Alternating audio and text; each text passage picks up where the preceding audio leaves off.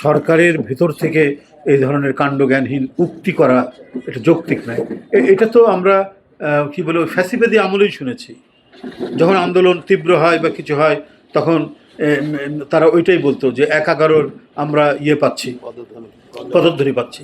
শেখ হাসিনা বলেছে, ওবায়দুল কাদের বলেছে। তো আজকে অন্তর্বর্তীকালীন সরকারের ভিতরে যারা আছেন তারা এই কথা বলার অর্থ, তারা কি জনদৃষ্টিকে ডাইভার্ট করতে চান? তাদের মূল দায়িত্ব হচ্ছে মানে জনগণের যে গণতন্ত্রের প্রতি আস্থা এবং এই দেশে যে সত্যিকারের একটা চিরায়ত গণতন্ত্র, প্রকৃত গণতন্ত্র, বহুদলীয় গণতন্ত্র এবং এই বহুদলীয় গণতন্ত্রের যে মূল চেতনাগুলি মানে এটা প্রতিষ্ঠা করার যে মানে ক্ষেত্র, সেটা তো অন্তর্বর্তীকালীন সরকার সেটা সেই ক্ষেত্রটা তৈরি করে একটা অবাধ সুষ্ঠু নির্বাচন অনুষ্ঠিত করবে।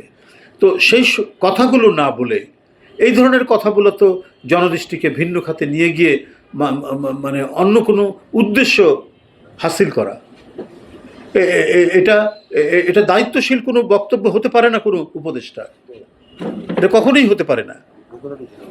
এটা কোনো হীন উদ্দেশ্য নিয়ে এই সমস্ত কথাগুলো বলা হচ্ছে।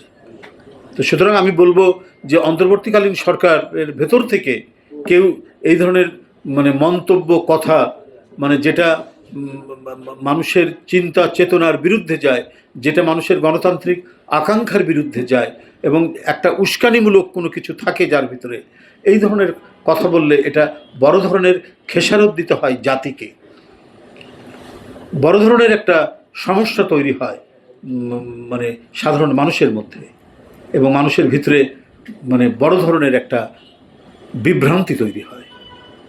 এটা এই সমস্ত বক্তব্য একেবারে বালকসুলভ বক্তব্য, শিশুসুলভ বক্তব্য, ইনফ্যান্টাইল ম্যাডনেস বলে আমি মনে করি।